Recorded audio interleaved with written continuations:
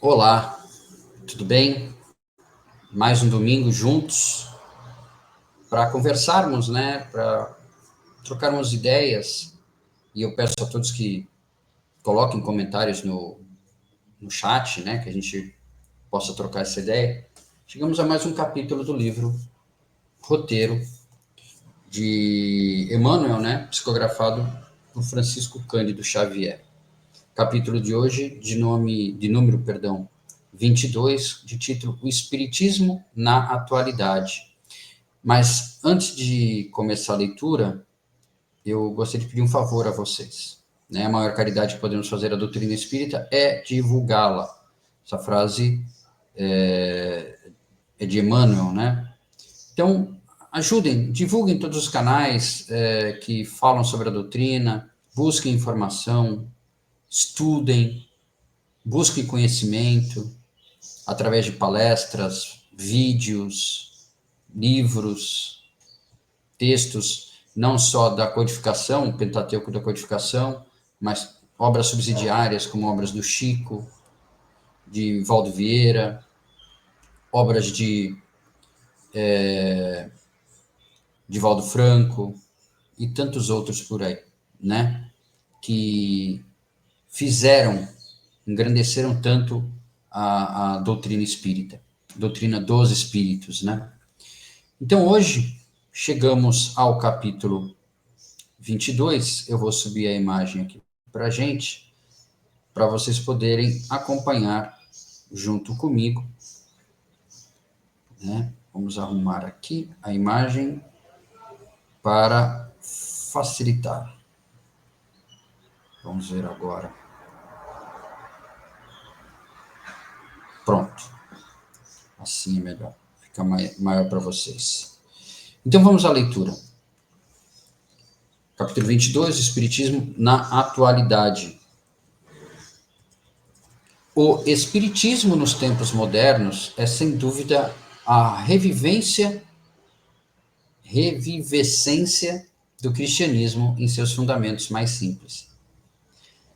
Descerrando a cortina densa, postada entre os dois mundos, nos domínios vibratórios em que a vida se manifesta, mereceu, desde a primeira hora de suas arregimentações doutrinárias, o interesse da ciência investigadora, que procura escravizá-lo ao gabinete ou ao laboratório, qual se for a mera descoberta de energias ocultas da natureza, como a da eletricidade, que o homem submete ao seu bel prazer na extensão de vantagens ao comodismo físico. Interessada no fenômeno, a especulação analisa-lhe os componentes, acreditando encontrar, no intercâmbio entre as duas esferas, nada mais do que respostas às velhas questões de filosofia, sem qualquer consequência de ordem moral na experiência humana. Vamos parar nesses 3 parágrafos. Então, primeiro ele fala o espiritismo nos tempos modernos, é sem dúvida a revivescência do cristianismo em seus fundamentos mais simples. Quais são os fundamentos mais simples do cristianismo? Sim, cristianismo de Jesus. A palavra cristianismo veio até depois, né? Simplesmente eram seguidores de Jesus, né? E seguidores também dos apóstolos.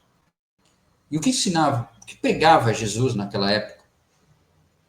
A humildade, o amor ao próximo, amar a Deus sobre todas as coisas, fé no futuro, caridade, fraternidade. Isso é a base do cristianismo, né? Não o que foi criado depois no Concílio de Nicéia, no século IV, por Constantino. Esse é o conceito básico do cristianismo, conceito esse que o espiritismo está trazendo à tona novamente. Porque o que fala a doutrina espírita? Amar a Deus sobre todas as coisas é o próximo como a ti mesmo.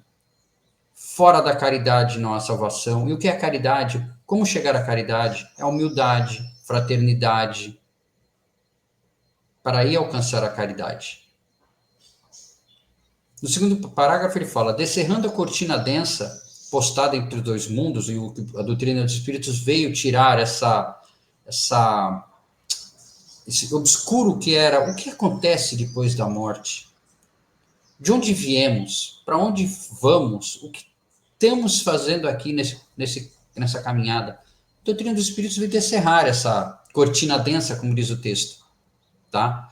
Porque nós sabemos que somos espíritos imortais, vivendo uma vida, uma experiência na matéria. Mas nós não somos isso aqui, nós somos espíritos com milhões, milhares, sei lá, bilhões de anos, vivendo um curto período em várias etapas, na carne, na matéria, para aprendermos alguma coisa ou para botarmos em prática o que aprendemos lá. Então, descerrando a cortina densa postada entre os dois mundos, nos domínios vibratórios em que a vida se manifesta, mereceu, desde a primeira hora de suas argumentações doutrinárias, o interesse da ciência investigadora, que procura escravizá-lo ao gabinete ou ao laboratório, ou seja, a ciência quer criar em laboratório o que a doutrina traz, né? A ciência quer preservar a vida humana, né? Congelando corpos, imaginando que numa época futura pode até reavivá-los, mas como reavivá-los? Por mais que a ciência conheça todo o passo a passo de uma folha, tudo que uma folha tem, a ciência sabe. Como ela é formada, como ela acaba, todos os átomos, todas as composições bioquímicas, a ciência sabe, mas a ciência não consegue criar uma folha. Entenderam?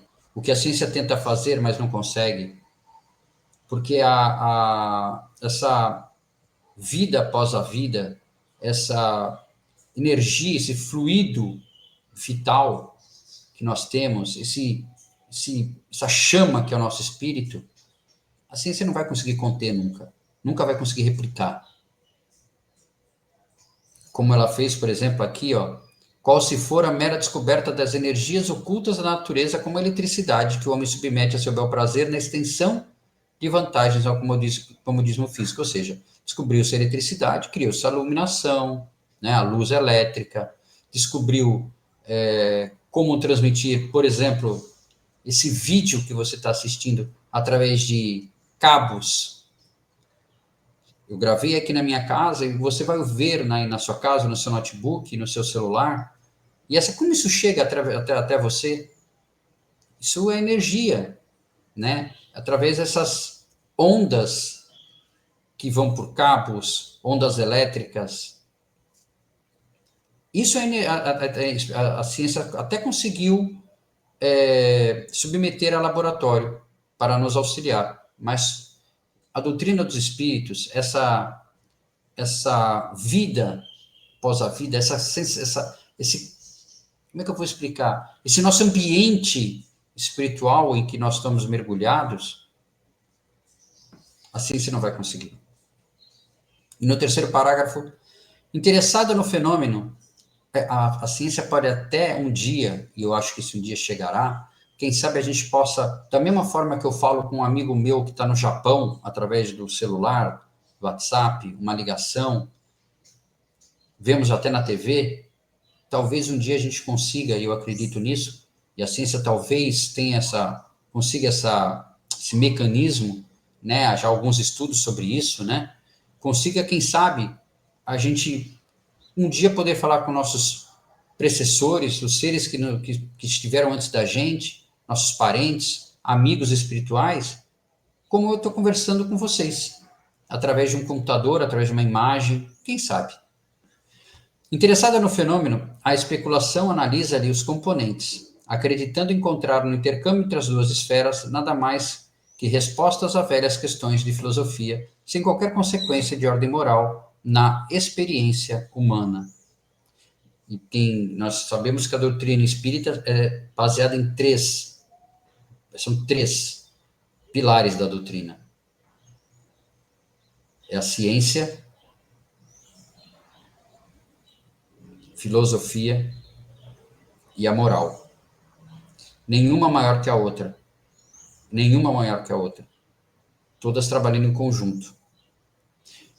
Primeiro, tivemos a ciência, no caso Kardec, comprovando as mesas girantes. Porque se havia uma resposta inteligente, é porque atrás daquela resposta inteligente das mesas girantes, existia um fator inteligente. Depois veio a filosofia, sobre o qual nós debruçamos sobre as possibilidades de elevação, como o mundo espiritual funciona, e a moral do Cristo, essa moral que nos deve ser nosso guia dentro dessa caminhada terrena, do átomo ao arcanjo. Erra, todavia, quem se norteia por essas normas. Aqui. De vez que o Espiritismo, positivando a sobrevivência além da morte, envolve em si mesmo vasto quadro de ilações no campo da ética religiosa, constrangendo o homem a mais largas reflexões no campo da justiça. Como disse a doutrina espírita, a doutrina dos espíritos venceu a morte, né? Cristo venceu a morte. Ele mesmo falou isso. Eu vim para vencer a morte. Depois ele prometeu o Consolador, que é a doutrina dos espíritos. E toda essa doutrina, todo esse campo que norteia a doutrina dos espíritos, norteia aquele que coloca como ética religiosa, eu vou colocar como moral, né? Reflexões no campo da justiça. Temos que ser justos. Não querer ao próximo aquilo que não queremos para a gente, isso é justiça. Tratar a todos como iguais, isso é justiça. Essa é a moral do Cristo. Não cogitamos aqui de dogmática, de apologética ou de qualquer outro ramo das escolas de fé em seus aspectos sectários. A doutrina dos espíritos sabemos que não tem dogmas, nem não tem vestimenta própria, não tem procedimentos, né? A mediunidade que é inerente de todos nós utilizamos ela diariamente, né? Nós utilizamos dessa mediunidade em uns maior e outros menor grau diariamente. A gente não precisa... um dia chegará que nós, no estado de evolução tão grande, que talvez a gente não precise mais de centros espíritas, igrejas, templos evangélicos. Por quê? Porque nós seremos esse templo evangélico.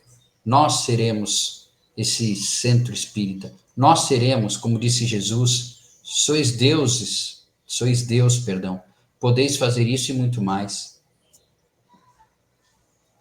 Desdobrando o painel das responsabilidades que a vida nos confere, o novo movimento de revelação implica abençoado e compulsório desenvolvimento mental. Também. Desenvolvimento mental é o estudo, o aprendizado, buscar conhecimento, ler, acompanhar palestras, se instruir de tal forma que saibamos discernir o que é certo e o que é errado, coisa que nós já temos dentro de nós, mas para discernir dentro da doutrina o que é realmente doutrina dos espíritos e o que é mistificação. A permuta com os círculos de ação dos desencarnados, já João, eu acho que eu não lembro qual é o capítulo e o parágrafo no Evangelho, fala: conhecereis a verdade vos libertará. Qual é a verdade? Que nós não somos isso, nós não somos essa carne, essa matéria que nós vemos. Nós somos muito mais do que isso. A permuta com os círculos de ação dos desencarnados compele a criatura a pensar com mais amplitude dentro da vida. Sim, porque se você sabe, não como os materialistas pensam, que nós temos uma vida que é nascer, crescer, desenvolver, morrer, e aí acaba.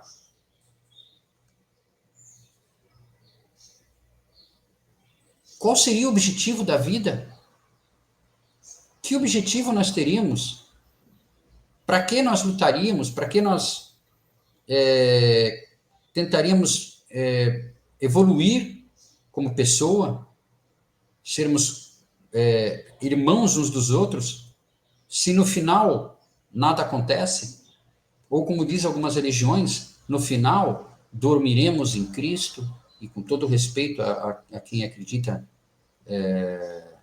nessa situação, ou que como a religião católica, que tem o céu, o inferno e o purgatório, quem iria para o céu? Fala, me responde com a maior sinceridade, quem iria para o céu? Muitos poucos eleitos. E aí Deus deixaria de ser esse Deus que abraça a todos, esse pai caridoso, se ele criasse castas, né? Poucos eleitos conseguiriam chegar ao céu. Numa só existência, você teria que não cometer erro algum, senão você já estaria no purgatório. Ou se você cometesse muitos erros, erros pesados, iria direto para o inferno, não teria mais oportunidade de correção. Se você, como pai e mãe, que está me assistindo, quando um filho seu comete um equívoco, grave ou não, se você, claro, o castiga, entre aspas, e o castigo vem por quê? Porque ele cometeu um erro, no nosso caso, o nosso, entre aspas, castigo, a nossa expiação, a nossa prova, é porque erros que nós cometemos, ninguém nos julga, nossa consciência nos julga quando estivermos do outro lado. Mas se um pai perdoa um filho, e um pai encarnado que é falho, imagina Deus não perdoar. Que Deus seria esse se não perdoássemos, se não nos perdoasse pelos erros cometidos e nos desse uma segunda chance? E várias histórias, várias parábolas do Cristo, como por exemplo a do filho pródigo, conta algo parecido. Novos aspectos da evolução descortinam o mais rico material de pensamento e enriquece os celeiros de raciocínio e da observação. Entretanto, como cada recipiente guarda o conteúdo dessa ou daquela substância, segundo a conformação e a situação que lhe são próprias, a doutrina renovadora, com os seus benefícios, passa desapercebida ou escassamente aproveitada pelos que se inclinam às discussões sem utilidade, pelos que se demoram no êxtase improdutivo ou pelos que se arrojam aos despenhadeiros da sombra, companheiros ainda inaptos para os conhecimentos de ordem superior, trazidos à Terra não para a defesa do egoísmo ou da animalidade, mas sim para a espiritualização de todos os seres. Então aqui ele coloca que, como cada recipiente, quem lembra das aulas de química, né? Cada recipiente pode ter um conteúdo daquela substância, nós encarnados, podemos ter dentro de nós substâncias positivas, substâncias não tão positivas, né? Que nos passam desapercebidos e nos levam a caminhos não corretos. Nós temos dentro de nós o que é certo e o que é errado. Todo mundo sabe o que é certo e errado. Quem comete equívoco pode até cometer de um ato automático. Talvez não saiba fazer de outra forma. Talvez não se lembre de fazer de outra forma. Só que esses irmãos, uma hora acordam. Uma hora essa substância é alterada. Nós, aqui enquanto encarnados, podemos alterar a substância do planeta Terra, né? Eu venho falando nisso. O planeta Terra está passando de provas e expiações para planeta de regeneração. Nós estamos passando essa mudança. Essa mudança não vai ser de uma hora para outra, vai ser uma mudança demorada. Mas, se cada um de nós, e essa mudança depende de nós, se cada um de nós mudarmos a nossa forma de pensar, se cada um de nós tivermos pensamentos positivos, cada um de nós pensarmos do bem de todos, não só no nosso, se cada um de nós pararmos de pensar na lei de Gerson, que o importante é levar vantagem em tudo, e pensarmos que somos todos filhos de um único Pai, estamos todos como peixes mergulhados no oceano, somos todos iguais, passando pelas mesmas experiências, uns mais avançados, outros nem tanto, mas que todos chegaremos a um fim, que é ser um espírito, um ser evoluído. Não importa se levaremos 1000 anos ou 1 milhão de anos, nós chegaremos lá. Então nós temos que mudar, começar de agora a mudar nossa forma de pensar. Tá? Temos que parar de ser egoístas, temos que parar de sermos, como ele diz aqui no texto, sermos esses seres animalescos, no sentido de pensarmos em violência. Mudem a frequência. Para que vocês assistirem noticiários que só trazem notícias ruins? Você vai acabar... A notícia vem até você, óbvio, né? Você está passando pela televisão, está vendo uma TV, está assistindo um jornal pelo computador, vai vir a notícia. Mas você não precisa mergulhar dentro dela. Você não precisa mergulhar dentro desse lodo da notícia negativa. Se você vê uma notícia negativa, ore pelo que aconteceu, peça para que a situação se normalize, para que as pessoas envolvidas tenham uma salvação ou comecem a ser ajudadas de alguma forma pela espiritualidade e passa para a próxima. Vai ver outra coisa. Procure vídeos, notícias mais agradáveis. E aqui ele continua. De que valeria a prodigiosa descoberta de Watt se o vapor não fosse disciplinado? Watt descobriu o vapor, e o vapor começou a movimentar a indústria, né? O que seria da descoberta dele se a gente não conseguisse disciplinar, ou seja, saber usar o vapor ao nosso benefício, né? A benefício da civilização. O que faríamos da eletricidade sem os elementos de contenção e transformação que lhe controlam os impulsos? Trazendo para nós, do que adianta nós estarmos encarnados se nós não sabemos se nós não temos esse instrumento, esse elemento de contenção e transformação da nossa caminhada? Que adianta ficarmos estagnados? Claro que regredir ninguém regride, mas não podemos ficar estagnados. Nós não viemos para o mundo para ficar estagnados. Nós viemos para evoluir, para crescer, para desenvolver enquanto espírito. No espiritismo fenomênico, somos constantemente defrontados por aluviões de forças inteligentes, mas nem sempre sublimadas, que nos assediam e nos reclamam. Muita gente usa o termo espíritos inferiores. Esses espíritos são inteligentes. Eles são muito inteligentes e sagazes. Tão inteligentes que às vezes podem se passar, numa comunicação mediúnica, se passar por espíritos evoluídos ou espíritos de alta monta. Por exemplo, um espírito inteligente, porém não evoluído no sentido da caridade, do amor, pode aparecer numa reunião mediúnica, aparecer, se apresentando como, por exemplo, um Bezerra de Menezes, por que não? Ou outros, um Leon Denis. E Kardec nos explica como diferenciar, como saber isso, como saber se estamos tendo uma reunião mediúnica no espiritismo fenomênico, se nós estamos recebendo uma mensagem realmente do espírito evoluído, um espírito de alto grau, pelo conteúdo da mensagem. Pelo conteúdo da mensagem. Se não, como diz aqui, somos constantemente defrontados por aluviões de forças inteligentes, mas nem sempre sublimadas, ou seja, nem sempre de alto grau evolutivo, que nos assediam e nos reclamam. E como fugir desses espíritos que nos assediam e nos reclamam? É fácil, quer dizer, não é tão fácil, mas eu tento fazer isso diariamente. Mude a sua forma de pensar, para de pensar coisas negativas, para de pensar em violência, pare de ficar triste pelas coisas que acontecem contigo. Tudo que acontece tem uma razão, ou para a nossa expiação, ou para nosso aprendizado. É uma prova, é algo que nós combinamos na espiritualidade, temos que passar por essa prova. Ou algo que nós nem combinamos, nos foi imposta, que seria uma expiação.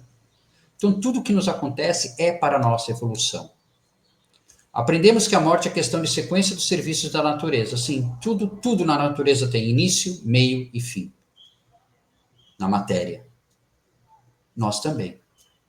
Nós encarnamos, vivemos e desencarnamos. O nosso espírito continua. A nossa matéria tem um início, meio e fim. Viemos com uma bateria para durar um X tempo. Podemos até prolongá-la um pouco mais, como também podemos diminuí-la bastante. Depende de nós mesmos, o tipo de vida que levamos, do tipo de vício que temos, o tipo de pensamentos que nós alimentamos. Reconhecemos que a vida estua ao redor de nossos passos, nos mais variados graus de evolução. Sim, como dizia Kardec, os espíritos estão à distância, né, a nossa distância de um cotovelo. Nós nos acotovelamos com eles. Aqui mesmo ao meu redor deve ter muitos, inclusive me ouvindo, e a qual eu agradeço a presença. Daí o impositivo da força disciplinar. Como diria Emmanuel a Chico, disciplina, disciplina, disciplina.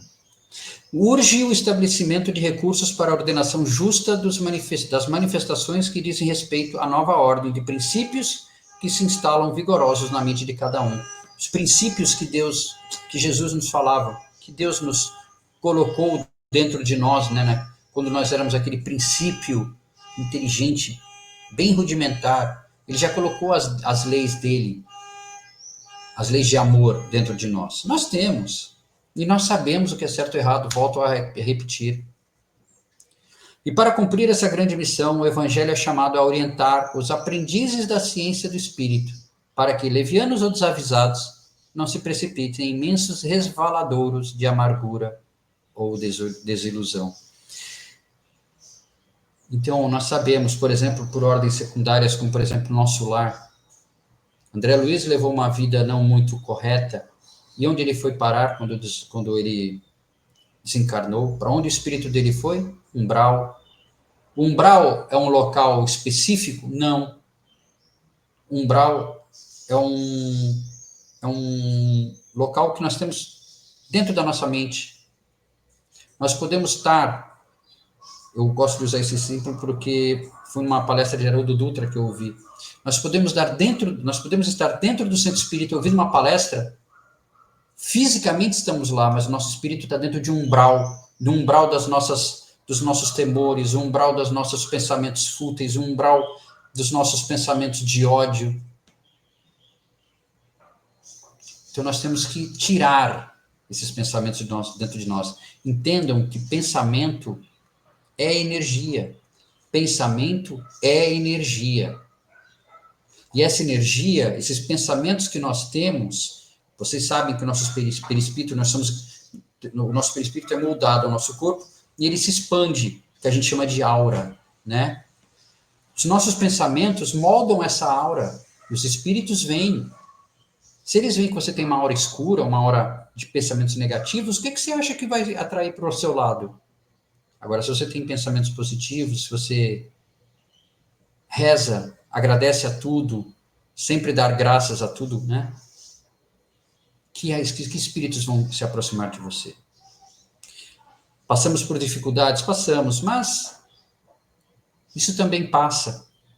Tudo passa. Tudo é passageiro. Nessa vida, tudo é passageiro.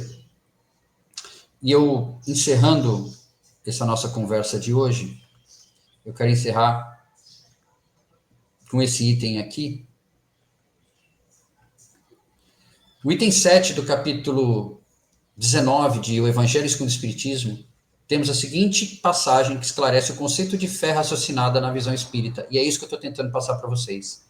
Tenhamos fé, mas com raciocínio, sabendo de onde viemos, o que estamos fazendo e para onde vamos. E isso só a educação espírita, só o estudo da doutrina nos trará. A fé raciocinada, por se apoiar nos fatos e na lógica, nenhuma obscuridade deixa. Ela tira o véu, esse véu denso sobre a morte. A criatura então crê porque tem certeza, e ninguém tem certeza senão porque compreendeu. Eis porque não se dobra. Fé inabalável só é a que pode encarar de frente a frente em todas as épocas da humanidade. A esse resultado conduz o Espiritismo, pelo que triunfa da incredulidade, sempre que não encontra oposição sistemática e interessada. Então, o que traz a doutrina dos espíritos na atualidade? O triunfo da incredulidade, como diz aqui. Sempre que não encontrar oposição sistemática e interessada. Ou seja, nos interessamos pela doutrina dos espíritos? Sim. Então vamos buscar conhecimento. procure na sua cidade, no seu bairro, veja se tem alguém, algum centro espírita, perdão, fazendo um curso de aprendizes do Evangelho, por exemplo, um curso do Livro dos Espíritos, um curso do Evangelho segundo o Espiritismo, ou mesmo um curso, uma roda de conversa sobre obras de Chico, obras de André Luiz, como nós temos no Lar Espiritual Serra de José, todas as quintas-feiras, estamos fazendo agora o livro Os Mensageiros da Luz. Procure se informar, procure ler, busque instrução. E eu quero encerrar com a oração, uma oração de Emmanuel, trazida por Chico, cujo tempo, o título é Cabe ao Tempo. Não te queixes, trabalhe. Não te irrites, silencia. Não pares, segue adiante. Não discutas, demonstra. Não condenes, ampara. Não critiques, abençoa. Fala auxiliando para o bem, serve sem reclamar. Não te percas em palavras vazias. Cabe ao tempo tudo esclarecer, em nome de Deus. Com esse texto de Emmanuel, eu encerro a aula essa nossa conversa de hoje e peço a todos que ajudem a divulgar a doutrina dos espíritos, leiam, busquem instrução, busquem informação. Um abraço a todos, fiquem com Deus e até a próxima.